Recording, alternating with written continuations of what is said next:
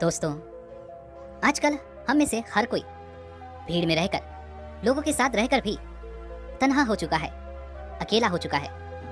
क्योंकि आजकल इस भाग दौड़ भरे जीवन में हर कोई व्यस्त है, किसी के पास समय नहीं है, हर कोई अपने सपने पूरे करने में लगा हुआ है, हर कोई केवल इस भाग दौड़ में लगा हुआ है, हर कोई अपने आप को आगे निकलता हुआ देखना चाहता है, हर कोई दूसरे को हारता हुआ देखना चाहता है। खास तौर पर आज की जो युवा पीढ़ी है वह सबसे ज्यादा तन्हा और निराश महसूस करती है, क्योंकि आज की युवा पीढ़ी अपने लक्ष्य को लेकर चिंतित रहती है, परेशान रहती है। कुछ लोग तो ऐसे भी होंगे जो अपने जीवन में कुछ बहुत बड़ा करने का सोच रहे होंगे, लेकिन कभी कभी हमारे सामने कुछ ऐसी विषम परिस्थितियां आ जाती हैं जो हमें अंदर तक तोड़ मरोड़ कर रख देती हैं। और ऐसी परिस्थितियों में हमें यह समझ नहीं आता कि हमें क्या करना चाहिए, और ऐसे में हम उन हालातों के नीचे दब कर रह जाते हैं। ऐसे समय में हर कोई पूरी तरह से टूट जाता है, बिखर जाता है, और ना तो तब हमें कोई रास्ता नजर आता है और ना ही कोई समाधान जिससे हम उस विषम परिस्थिति का सामना कर सकें। और ऐसे में हमारे साथ भी कोई नहीं देता। अगर आपके साथ भी कभी ऐसा हुआ है, और यदि आप भी अपने जीवन में किसी लक्ष्य का पीछा कर रहे हैं, यदि आप भी अपने जीवन में कुछ बड़ा करना चाहते हैं, तो आज की जो बहुत कहानी मैं आपको सुनाने जा रहा हूं, इस कहानी के माध्यम से आप ऐसी 4 बातें सीखेंगे जिसे सीखने के बाद यदि आप उसे अपने जीवन में उतारते हैं तो आप अवश्य ही अपने जीवन में सफलता की उन ऊंचाइयों को छू पाएंगे। फिर चाहे आपका लक्ष्य छोटा हो या बड़ा, आप कोई व्यवसाय करना चाहते हो, आप कोई अधिकारी बनना चाहते हो, या फिर आप किसी क्षेत्र में माहिर होना चाहते हैं, आपको सफलता अवश्य मिलेगी। इसके लिए आप इस कहानी को ध्यानपूर्वक सुनिएगा। यह कहानी बहुत पहले की है, जब लोग पढ़ाई करने आश्रम जाया करते थे। ये बात उसी समय की है जब 2 मित्र थे। एक मित्र बहुत अमीर था और एक मित्र बहुत गरीब था, और दोनों में बहुत ही घनिष्ठ मित्रता थी। दोनों बचपन से साथ पढ़े लिखे थे, और बड़े होकर भी वे दोनों एक दूसरे को भूल नहीं पाए थे। दोनों एक ही नगरी में रहते थे, और दोनों एक दूसरे के साथ हमेशा मिलते जुलते रहते थे। यहाँ तक कि दोनों की शादियां भी हो चुकी थी, और दोनों को केवल एक ही पुत्र थे, जिसमें गरीब व्यक्ति के बेटे का नाम शामू था और अमीर व्यक्ति के बेटे का नाम सोहन था।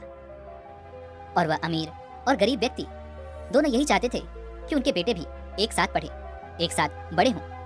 इसलिए उन दोनों ने अपने दोनों बेटों को एक ही आश्रम में पढ़ने भेज दिया, और दोनों ही पढ़ने में होनहार थे और दोनों खूब परिश्रम भी करते थे।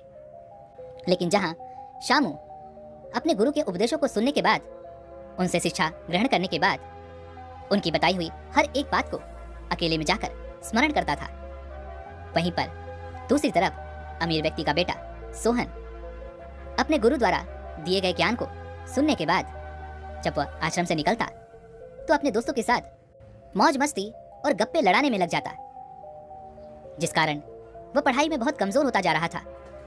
और सोहन ने कभी भी अपने गुरु के उन उपदेशों का पालन तक नहीं किया, उन्हें कभी अपने जीवन में नहीं उतारा। ऐसे ही देखते देखते काफी समय बीत गया, और अब शामू, जो कि गरीब व्यक्ति का बेटा था, वह अब और भी ज्यादा होनहार हो चुका था। वह आश्रम के सबसे होनहार शिष्यों में गिना जाने लगा, और उसकी लोग खूब प्रशंसा भी करते थे। इसी प्रकार समय बीतता गया, और समय के साथ साथ दोनों में बहुत फर्क भी आ चुका था। दोनों की शिक्षाएं पूरी हो चुकी थी, और शिक्षा पूरी होने के बाद वे दोनों अपने अपने घर को लौट गए। घर लौटने के बाद गरीब व्यक्ति का बेटा शामू अपने पिता से कहता है, पिताजी, अब मैं व्यवसाय करना चाहता हूँ, मुझे थोड़ा धन चाहिए। इस पर शामू का पिता कहता है, बेटा, मैं तो बहुत गरीब हूँ, मेरे पास इतना धन नहीं तुम्हें व्यापार करने के लिए इतना धन दे सकूं। तभी शामू कहता है, पिताजी, आप अपने मित्र उन धनी सेठ से क्यों नहीं कहते, वो मुझे थोड़ा सा धन कर्ज में दे दे और मैं उनका कर्ज जल्दी लौटा दूंगा। शामू के पिता अपने बेटे शामू की बात मान जाते हैं, और वह अपने उस धनी सेठ के पास पहुंचते हैं। वह उससे थोड़ा सा कर्ज लेते हैं और अपने बेटे शामू को दे देते हैं, जिससे शामू अपना नया व्यवसाय शुरू कर पाता है। उधर दूसरी तरफ उस धनी सेठ का बेटा अर्थात सोहन भी एक नया व्यवसाय शुरू करता है। लेकिन सोहन को व्यापार करने की इतनी समझ नहीं थी। वह यह समझ नहीं पा रहा था कि वह अपने व्यापार को कैसे आगे ले जाए। वह ना तो लोगों से मिल पाता था और ना ही अपने काम पर ध्यान दे पाता था। वह तो केवल अपने दोस्तों से गप्पे लड़ाने और उनके साथ मौज मस्ती करने में भी अपना ज्यादा समय बिता देता था, जिस कारण उसे अपने व्यापार में बहुत बड़ा घाटा हुआ। फिर उसने वह व्यापार छोड़कर एक नया व्यापार शुरू किया, लेकिन हमेशा की तरह इस बार भी उसका व्यापार नहीं चला और उसे इस बार भी व्यापार में अत्यधिक घाटा सहना पड़ा। फिर उसके एक मित्र ने उसे सलाह दी कि मित्र, तुम कोई नया व्यापार क्यों नहीं करते? तुम चाहो तो सब्जियों का व्यापार कर सकते हो।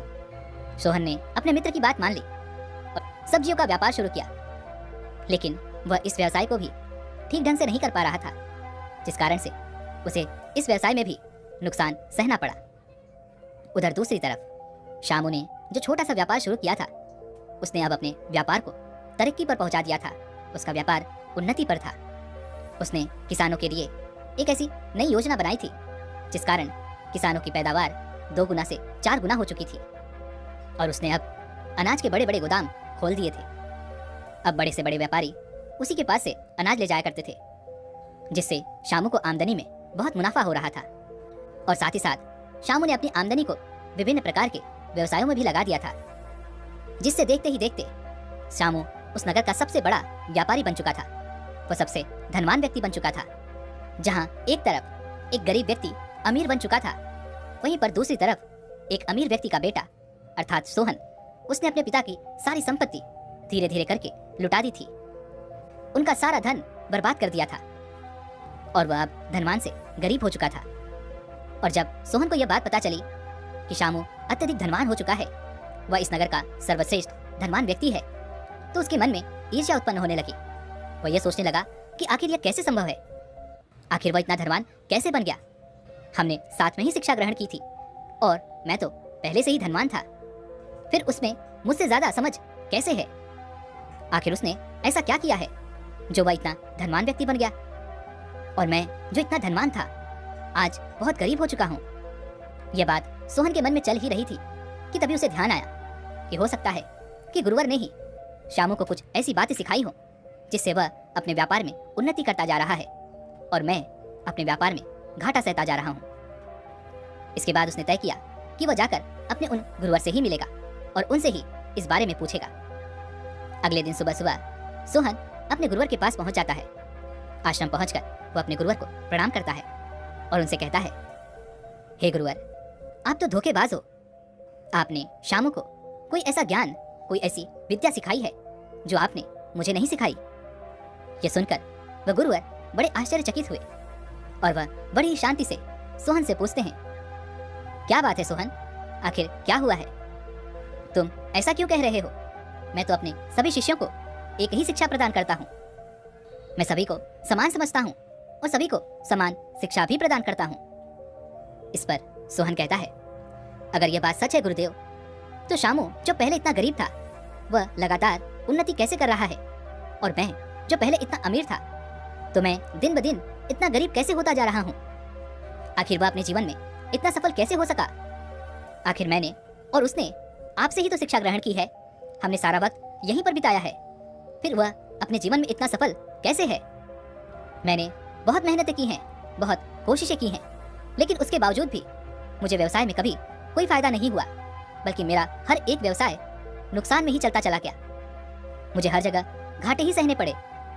आप झूठ कहते हैं, आपने उसे अवश्य कुछ न कुछ ऐसा ज्ञान दिया है जिस कारण वह सफलता की उन ऊंचाइयों को छूता चला जा रहा है, क्योंकि वह आपका प्रिय शिष्य था, जिस कारण आप मुझसे कुछ छुपा रहे हैं। उस शामू को देखिए, उसके पास तो कुछ भी नहीं था और आज वो इस नगर का सर्वश्रेष्ठ धनवान व्यक्ति बन चुका है।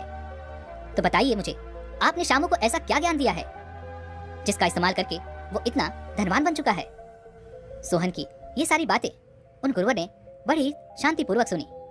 इसके बाद वो मुस्कुराने लगे और सोहन से कहते हैं, सिर्फ मेहनत करने से यदि सफलता मिल जाती तो मजदूर जो सबसे ज्यादा मेहनत करते हैं आज वही सबसे धनवान व्यक्ति होते। और रही बात असफलता की, तो इसका कारण केवल और केवल तुम ही हो, क्योंकि तुमने सही दिशा में और ठीक से मेहनत नहीं की है और ना ही तुमने अपने व्यवसाय पर कभी ध्यान दिया? मैं मानता हूं कि तुमने मेहनत की है, लेकिन तुम्हारी मेहनत सही ढंग से नहीं थी। यदि तुम भी शामू की तरह ठीक ढंग से मेहनत कर रहे होते तो एक ना एक दिन तुम्हें भी सफलता अवश्य मिलती। और इसका सबसे बड़ा कारण यह है कि जब भी तुमने कोई व्यवसाय शुरू किया तो तुमने बिना सोचे समझे उस पर मेहनत करनी शुरू कर दी, बिना यह जाने कि क्या जो तुम काम कर रहे हो उसमें तुम्हारी रुचि है या नहीं, क्या तुम उस कार्य को उस उन्नति तक ले जा सकते हो या नहीं। जब भी तुम किसी कार्य को करते हो तो तुम्हें इन 4 चरणों से होकर गुजरना होता है, और यदि तुम इन 4 चरणों को ध्यान में रखोगे तो तुम भी अवश्य सफल हो जाओगे। इस पर सोहन कहता है, हे गुरुदेव, बताइए मुझे वो कौन से 4 चरण हैं, मैं उन्हें अपने जीवन में अवश्य उतारूंगा। मैं भी सफल होना चाहता हूँ, मैं भी कामयाबी की उन ऊंचाइयों को छूना चाहता हूँ। तभी वो गुरुवर कहते हैं, यदि तुमने इन 4 बातों को अपने जीवन में उतार लिया तो अवश्य ही सफलता तुम्हारे कदम चूमेगी। आगे वह गुरुवर सोहन को पहली बात बताते हुए कहते हैं कि जो भी कार्य तुम शुरू करने जा रहे हो उस कार्य के बारे में अच्छी तरह से सोच और समझ लो, अर्थात बिना सोचे समझे किसी भी क्षेत्र में यूं ही ना कूद पड़ो। और सबसे जरूरी बात कि जो भी कार्य तुम करने जा रहे हो उस कार्य में तुम्हारी रुचि होनी चाहिए, फिर चाहे वो कार्य कितना भी बड़ा क्यों ना हो। यदि तुम उस कार्य में रुचि रखते हो तो तुम अवश्य ही सफलता की उन ऊंचाइयों को छू सकोगे। कोई भी कार्य असंभव नहीं होता, बस तुम्हें उस कार्य को करने आना चाहिए, अर्थात कि तुम्हें उस कार्य के बारे में पूरी समझ होनी चाहिए। और यदि तुम उस कार्य के बारे में ज्यादा नहीं जानते, उस कार्य के बारे में तुम्हें उतनी समझ नहीं है, तो तुम सीख सकते हो, उस कार्य को समझ सकते हो। इसमें थोड़ा समय जरूर लगता है, लेकिन इससे तुम एक सही निर्णय ले सकते हो। इससे तुम्हें यह भी समझ में आ जाएगा कि उस कार्य को करने के लिए तुम्हें कितना समय लगेगा, उस कार्य को उन्नति तक पहुंचाने में तुम्हें क्या क्या करना पड़ेगा। यदि तुम्हें इन सब चीजों की समझ आ गई तो तुम किसी भी व्यवसाय को सफल बना सकते हो। अन्यथा दुनिया में असंभव को मजाक बनते समय नहीं लगता। जैसा कि तुम्हारे जीवन में खुद घट चुका है, तुम्हारा मित्र जो तुमसे कहीं ज्यादा गरीब था, आज वो इस नगरी का सर्वश्रेष्ठ व्यापारी है, सर्वश्रेष्ठ धनी व्यक्ति है। और तुम्हारे पिता जो कि इस नगरी के सर्वश्रेष्ठ धनी व्यक्ति थे, आज वो कहाँ है ये तुम भी जानते हो। जिसके पास खाने के लिए ठीक ढंग से खाना नहीं था, आज वो कहाँ पर है, उसने किन ऊंचाइयों को पाया है, ये तुम देख सकते हो, समझ सकते हो। इसलिए जिस भी कार्य को तुम करना चाहते हो, जिस भी व्यवसाय में तुम आगे बढ़ना चाहते हो, उस व्यवसाय के बारे में पहले अच्छे से जानकारी इकट्ठा करो। ऐसे लोगों से मिलो जो तुम्हें उस व्यवसाय के बारे में सही और सटीक जानकारी दे सके। उनसे मिलकर उस व्यवसाय के बारे में सही जानकारी एकत्रित करो, और जब वो जानकारियां तुम इकट्ठी कर लो तो उनका अध्ययन करके तुम्हें यह समझ में आ जाएगा कि क्या तुम उस व्यापार को उस उन्नति तक पहुंचा सकते हो या नहीं। अगर तुम्हें लगता है कि तुम उस व्यवसाय को उस उन्नति तक पहुंचा सकते हो तो तुम बिना सोचे उस व्यवसाय में जुड़ जाओ और अपना 100% लगा दो। लेकिन यदि तुम बिना सोचे समझे उस व्यवसाय को करते हो तो 100% तुम असफल ही रहोगे। और ऐसा ही हम में से अधिकांशतः लोग करते हैं। उन्हें पता ही नहीं होता कि उन्हें क्या करना है, कैसे करना है, और उस व्यवसाय के साथ उन्हें और क्या क्या करना होगा। बस किसी ने उनसे कह दिया कि यह व्यवसाय अच्छा है, वह उस व्यवसाय में कूद पड़ते हैं। लेकिन जब वह उस व्यवसाय को करने लगते हैं तब उन्हें अपनी गलती का एहसास होता है और आखिरकार वह असफल हो जाते हैं। इसलिए सबसे पहले लोगों से सीखो कि वह क्या कर रहे हैं, कैसे कर रहे हैं, उनसे जानकारी इकट्ठा करो, फिर उस कार्य को करो। हो सकता है शुरू शुरू में तुम्हें इसमें थोड़ी सी तकलीफ आए, हो सकता है कि तुम्हें यह काम असंभव भी लगे, लेकिन जब तुम उस कार्य को बार बार करने लगोगे तो धीरे धीरे तुम्हारे अंदर आत्मविश्वास जागने लगेगा और वह कार्य भी तुम्हें आसान लगने लगेगा। क्योंकि हर एक व्यक्ति पैदा होते ही सारी चीजें नहीं सीख लेता, वह बड़े होकर हर एक चीजों को एक एक करके सीखता चला जाता है। जैसे जब तुमने पहली बार लिखना शुरू किया था तो क्या तुम्हें अच्छी तरह लिखना आता था? नहीं, लेकिन धीरे धीरे तुमने उस पर निरंतर अभ्यास किया, उसे समझा, उसे परखा, और फिर धीरे धीरे तुम लिखने में निपुण हो गए। और आज यदि तुम चाहो तो आंखें बंद करके भी वो ज्ञान लिख सकते हो। इसी प्रकार यदि तुम किसी क्षेत्र में आगे बढ़ना चाहते हो तो तुमसे कई बार गलतियां भी होंगी, लेकिन इसका अर्थ ये नहीं कि तुम उस क्षेत्र को छोड़ दो, बल्कि उस पर निरंतर अभ्यास करते रहो। अपनी गलतियों के बारे में सीखो, समझो, उसे सुधारो, जिससे तुम्हारे लिए हर परिस्थितियां आसान होती चली जाएंगी। हर तकलीफें सुलझती चली जाएंगी और तुम अपने व्यवसाय को, अपने लक्ष्य को पाने की ओर और तेजी से आगे बढ़ते चले जाओगे। हर क्षेत्र में कोई ना कोई ऐसा गुरु है जिससे तुम सीख सकते हो, समझ सकते हो, तो उनसे सीखो और आगे बढ़ो। आगे वह गुरुवर सोहन से कहते हैं, अपनी क्षमताओं को पहचानो, अपनी क्षमताओं पर यकीन करो, लेकिन सही दिशा में मेहनत करो। क्योंकि तुमने तो देखा ही होगा, अधिकांश लोग शुरू में अपने लक्ष्य के प्रति बहुत जोश से भरे होते हैं और वो अपने लक्ष्य को पाने के लिए शुरुआत बहुत तेजी से करते हैं, लेकिन जैसे जैसे समय बीतता जाता है उनका यह जोश खत्म होता चला जाता है और वह अपने कार्य को भी बहुत धीमी तरह से करने लग जाते हैं। क्योंकि जब हम कोई नया कार्य शुरू करते हैं तो हमारे मन में उत्साह होता है और जब हम उसी कार्य को लंबे समय तक करते रह जाते हैं तो हमारा मन भी उस काम से भरने लगता है, हमारा मन ऊबने लगता है। इसीलिए कहता हूँ, केवल मेहनत करने से कुछ नहीं होता, क्योंकि मेहनत तो हर कोई करता है। तुम किसी किसान को ही देख लो, वह अपने खेतों में दिन रात मेहनत करता है और यदि मेहनत करने से कोई भी व्यक्ति अमीर हो जाता, कोई भी व्यक्ति धनवान हो जाता, तो फिर किसान भी अत्यधिक धनी होते। इस संसार में हर एक व्यक्ति मेहनत तो करता ही है, फिर चाहे वो किसी भी क्षेत्र में क्यों ना हो, लेकिन किसी की मेहनत दिखाई देती है तो किसी की नहीं। जिस प्रकार एक राजा भी मेहनत करता है, उसे भी अपने पूरे राज्य को चलाना होता है। वह मेहनत तो करता है, लेकिन उसकी मेहनत किसी को दिखाई नहीं पड़ती। लेकिन वहीं पर दूसरी तरफ एक किसान जो दिन रात अपने खेतों में लगा रहता है, उसकी मेहनत सभी को दिखाई पड़ती है। सभी वह देख पाते हैं कि यह किसान कितना मेहनत करता है, लेकिन राजा की मेहनत को कोई नहीं देख पाता, क्योंकि उसके पास सारी सुख सुविधाएं हैं, बड़ा महल है, रथ है, घोड़ा गाड़ी है, सवारी है, जिस कारण लोग उनकी मेहनत तो नहीं देख पाते, लेकिन उनकी सुख सुविधाओं को अवश्य देख पाते हैं। उनके वस्त्र, उनका घर, उनके हाथी घोड़े। तो यहाँ पर इतना तो तुम्हें समझ में आ चुका होगा कि मेहनत दोनों करते हैं। फर्क सिर्फ यहाँ पर यह है कि एक नियमानुसार मेहनत करता है और एक बिना नियम के। आगे वह गुरुवर सोहन से कहते हैं, तुमने मेहनत तो बहुत की, लेकिन तुमने किसी भी नियम का पालन नहीं किया। तुम्हारे व्यवसाय में कोई अनुशासन नहीं था। तुम बार बार अपना व्यवसाय बदलते रहते थे, जिससे तुम्हारा समय व्यर्थ होता चला गया, तुम्हारा समय नष्ट होता चला गया। और वहीं पर दूसरी तरफ शामू ने केवल एक ही व्यवसाय पर पूरा ध्यान दिया, अपना 100% लगाया, उस व्यवसाय के बारे में और सीखा, उसे समझा, अपनी गलतियों से भी उसने सीख प्राप्त की और लगातार वो उसमें मेहनत करता गया, जिस कारण आज वो इतना सफल है। वहीं पर दूसरी तरफ तुम लगातार अपना व्यवसाय बदलते रहे, अपना समय व्यर्थ करते रहे, जिस कारण आज तुम कहाँ हो यह तुम भी अच्छे से जानते हो। यदि तुम भी सही दिशा में और सही ज्ञान लेकर आगे बढ़ते, मेहनत करते, तो आज तुम भी सफल होते। लेकिन तुमने तो लोगों की बातों पर ध्यान दिया, अपने मित्रों की सलाह को जरूरी समझा। लोग तो तुम्हें भटकाने का काम करते ही रहेंगे। उन्हें क्या, वो तो कहेंगे ही कि यह कर लो, वह कर लो, लेकिन इससे तुम्हारा क्या फायदा। और तुमने उनकी बात मानी, उन्होंने जैसा कहा तुमने वैसा ही किया, और इसका क्या अंजाम हुआ यह भी तुम जानते हो। देखो सोहन, हर व्यक्ति की अपनी क्षमता होती है और हमें अपनी क्षमता का सही इस्तेमाल करना चाहिए, उसे सही दिशा में लगाना चाहिए। लेकिन हम में से अधिकांश लोगों को यह पता ही नहीं होता कि हमें क्या करना है, हमारे अंदर कौन सी ऐसी क्षमता है, हमारी कौन सी ऐसी रुचि है। हम तो बस इस चीज में लगे रहते हैं कि आज हमने कोई व्यवसाय शुरू किया और कल हमें उसका फल मिलना शुरू हो जाएगा। लेकिन ऐसा नहीं होता। यदि आप कोई बीज बोते हैं तो वह तुरंत ही, अर्थात अगले दिन या एक सप्ताह में, वो बढ़कर एक पेड़ की तरह फला फूला नहीं हो जाता। इस चीज को समय लगता है। एक बार में सब कुछ नहीं होता। अगर तुम एक साथ में सब कुछ पाना चाहते हो तो ऐसा कभी नहीं होगा।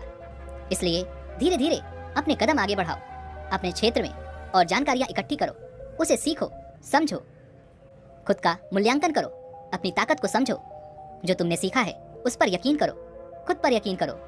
शुरू में थोड़ी मोड़ी दिक्कतें तो अवश्य आएंगी, लेकिन धीरे धीरे सब सही हो जाएगा और सब कुछ समझ में आने लगेगा। और तुम्हें कभी यह लगे कि जो मुश्किलें इस समय तुम्हारे सामने हैं वो बहुत बड़ी हैं, तो उस मुश्किलों के बारे में अध्ययन करो, उसे पराजित करने का प्रयास करो, अपनी क्षमता को बढ़ाओ, अपनी क्षमता को मजबूत करो, उसके बारे में अच्छे से सीखो। क्योंकि तुम ऐसे अकेले नहीं हो जिसके साथ ऐसी तकलीफें हो रही हैं। ऐसा सभी के साथ होता है, लेकिन हम में से अधिकांश लोग इन तकलीफों के सामने घुटने टेक देते हैं, जबकि वहीं पर ऐसे कुछ लोग होते हैं जो इन परिस्थितियों को हराकर आगे की ओर बढ़ चलते हैं। आगे वह गुरुवर सोहन से कहते हैं, हर परिस्थिति एक जैसी नहीं होती। हर परिस्थिति में कुछ अलग होता है, कुछ नया होता है, और हर परिस्थिति आपको बार बार अलग रूप ही दिखाएगी, क्योंकि यही संसार का नियम है। आज जो है वो कल नहीं होता, और कल जो है वह परसों नहीं होता। इसलिए समय के साथ अपने आप को भी और ज्यादा मजबूत बनाना पड़ता है, सीखते रहना पड़ता है, ताकि हम आने वाली परिस्थितियों का सामना कर सकें। अपने आप को समय के साथ बदलना पड़ता है, समय के साथ चलना पड़ता है। ऐसा जरूरी नहीं कि जिस तरह से बाकी लोग सफल हुए हैं उसी राह पर चलकर हम भी उसी तरह से सफल हो जाएं। यदि आपको वह तरीका अपनाकर सफलता नहीं प्राप्त हो रही तो तुम खुद का तरीका बनाओ, खुद का नया मार्ग बनाओ। लेकिन हमें से अधिकांश लोग तो एक बार की असफलता पर अपना पूरा क्षेत्र, अपना पूरा व्यवसाय ही बदल देते हैं। शुरुआत में भले ही आप उस क्षेत्र में, उस व्यवसाय में असफल हुए हों, लेकिन इसका अर्थ यह नहीं कि आप बार बार असफल ही होंगे। उस असफलता से भी आपको कुछ ज्ञान मिलता है, कुछ अनुभव प्राप्त होता है। उसे ग्रहण करें, उसे स्वीकार करें और अपनी असफलता से सीखें, और अपने उस ज्ञान का इस्तेमाल करके आपको उसी क्षेत्र में सफल होकर दिखाना है। इसके लिए बस आपको अपने पुराने तरीके को छोड़कर कोई नया तरीका अपनाना होता है। कहा जाता है ना, जब हमारे लिए एक रास्ते बंद हो जाते हैं तो उसकी जगह पर अनगिनत रास्ते खुल जाते हैं। इसलिए हमें केवल उस रास्ते की तलाश करनी है जो रास्ता हमें अपनी मंजिल तक ले जा सके। लेकिन हमें कभी भी अपनी मंजिल नहीं बदलनी है। लेकिन हमें से अधिकांश लोग यही गलती करते हैं कि वह बार बार एक ही रास्ते को अपनाते हैं, क्योंकि वह उन्हें अच्छा लगता है, वह रास्ता उन्हें पसंद है। लेकिन वह यह भूल जाते हैं कि जिस रास्ते पर कठिनाइयां होती हैं उसी रास्ते पर आगे चलकर हमें सफलता भी प्राप्त होती है। इसलिए आसान रास्ता ना चुनकर हमेशा अपने लिए एक सही रास्ता चुनने का प्रयास करें। आगे वह गुरुवर सोहन से चौथी और सबसे जरूरी बात बताते हुए कहते हैं, जीवन में अपने आप को मजबूत बनाओ, शरीर से भी और दिमाग से भी। ये जीवन एक संघर्ष ही तो है। आप इसे या तो हंसकर लड़ोगे या तो रोकर। लेकिन जीवन का मजा तो तब है जब आप इन संघर्षों को हंसकर इन्हें चुनौती दें, क्योंकि इन संघर्षों से तो हमें लड़ना ही है, तो रोकर क्या फायदा। इससे अच्छा है कि हम हंसकर इनका सामना करें और इन्हें चुनौती दें। लड़ाई में दो ताकत सबसे ज्यादा महत्वपूर्ण होती है, पहली मानसिक और दूसरी शारीरिक। जब आप कोई नया कार्य करना शुरू करते हैं तो जाहिर सी बात है कि आपसे कुछ न कुछ तो गलतियां अवश्य होंगी, और उन्हीं गलतियों पर लोग हंसते हैं और हम निराश हो जाते हैं और हम उस कार्य को छोड़ देते हैं। तो ऐसी स्थिति में जरूरी है कि आप मानसिक तौर पर मजबूत बने, उनकी हंसी को अपनी ताकत बनाएं, अपनी हिम्मत बनाएं, और वो करके दिखाओ जो तुम करना चाहते हो, जो तुम बनना चाहते हो। इसी प्रकार जब हमें कोई डांटता है या हमें कोई कुछ भला बुरा कहता है तब भी हमें बहुत बुरा लगता है और हम निराश होने लगते हैं, हम चिंतित होने लगते हैं। हमें लगता है कि हमारे चारों तरफ केवल दुख ही दुख है। लेकिन ऐसी स्थिति में हमें अपने मानसिक तौर पर हमें मजबूत बनाना चाहिए। हमें उनकी बातों पर ध्यान नहीं देना चाहिए, क्योंकि वो तो हमेशा हमें तोड़ने का ही काम करेंगे। लेकिन हमें अपने आप को जोड़े रखना है, अपने आप को मजबूत बनाए रखना है। हमारे जीवन में सबसे बड़ा योगदान हमारे माता पिता का ही होता है, जो हमें हमेशा मजबूत बनाए रखते हैं, हमें हमेशा ताकत देते हैं, हिम्मत देते हैं। यदि हमसे कोई गलती भी हो जाती है तो वो हमसे यही कहते हैं, क्या हुआ बेटा, कोई बात नहीं, इस बार नहीं हुआ तो अगली बार जरूर हो जाएगा। लेकिन इस तरह निराश ना बैठो, आगे बढ़ते रहो। और दोस्तों, जीत आपके मन पर ही निर्भर करती है। यदि आपका मन कमजोर है तो आप कभी भी जीत नहीं सकते। लेकिन यदि आपका मन मजबूत है, आपका इरादा पक्का है, तो आपको कोई भी नहीं हरा सकता। यदि आप अपने मन के मित्र बन जाएं, तो आपको कोई भी काम बड़ा नहीं लगेगा। लेकिन वहीं पर यदि आपका मन ही आपका शत्रु बन बैठा है और आपको हर वक्त भटकाने का प्रयास कर रहा है, तो आप कुछ देर तक तो उसे नियंत्रित कर सकते हो, लेकिन उसके बाद वह आपको अवश्य ही हरा देगा और आपको आपके काम से दूर ले जाएगा। इसलिए अपने मन को नियंत्रित करना भी आवश्यक है, उसे मजबूत बनाना भी आवश्यक है। और इतना ही नहीं, आपको अपने शरीर पर भी ध्यान देना जरूरी है, क्योंकि यह ताकत, यह उत्साह हमारे अंदर तब ही पनपेगी जब हम पूरी तरह से स्वस्थ होंगे। और हमारा ये शरीर ही हमें हमारी मंजिल तक पहुंचाने में हमारी मदद करता है, हमें सफलता दिलाने में यह हमारी सहायता करता है। लेकिन हमें से अधिकांश लोग अपने काम के चक्कर में कभी भी अपने शरीर पर ध्यान नहीं देते। वह उल्टा सीधा खाना खाते रहते हैं, तरह तरह की चीजें सुनते और देखते रहते हैं, जिससे हमारे शरीर पर और हमारे मन पर बहुत गहरा असर पड़ता है। इसलिए व्यायाम करें, अच्छा और सात्विक भोजन करें, अच्छी बातें सुने और अच्छी बातें देखें, जिससे हमारा मन और शरीर दोनों मजबूत होगा। क्योंकि जब हम मन और शरीर से स्वस्थ होंगे तभी हम अपने आप को किसी एक लक्ष्य पर लगा पाएंगे, नहीं तो हमारा मन हमें यूं ही भटकाता रहेगा और हम यूं ही भटकते रहेंगे और कभी अपने लक्ष्य तक पहुंच नहीं पाएंगे। इतना कहकर वह गुरुवर शांत हो गए और सोहन को भी अपनी गलती का एहसास हो चुका था। सोहन ने उन गुरुवर को प्रणाम किया और वहां से अपने घर की ओर लौट आया। उसके बाद उसने थोड़ा सा ऋण लेकर एक व्यवसाय शुरू किया और उस पर खूब मेहनत की। उसे जाना, परखा और उसके बारे में और जानकारी ली और देखते ही देखते केवल 1 साल के भीतर भीतर उसने अपने व्यापार को उन्नति की उन ऊंचाइयों तक पहुंचा दिया जहां वह जाना चाहता था। दोस्तों, उम्मीद है कि आपने आज की इस वीडियो से जरूर कुछ न कुछ सीखा होगा। तो इस वीडियो को लाइक और अपने दोस्तों के साथ शेयर करना ना भूलें और हमें ऐसे ही सपोर्ट करने के लिए चैनल को सब्सक्राइब और घंटी बटन को भी जरूर दबा दें। तो चलिए मिलते हैं ऐसी एक और वीडियो में, तब तक के लिए अपना ख्याल रखें। धन्यवाद।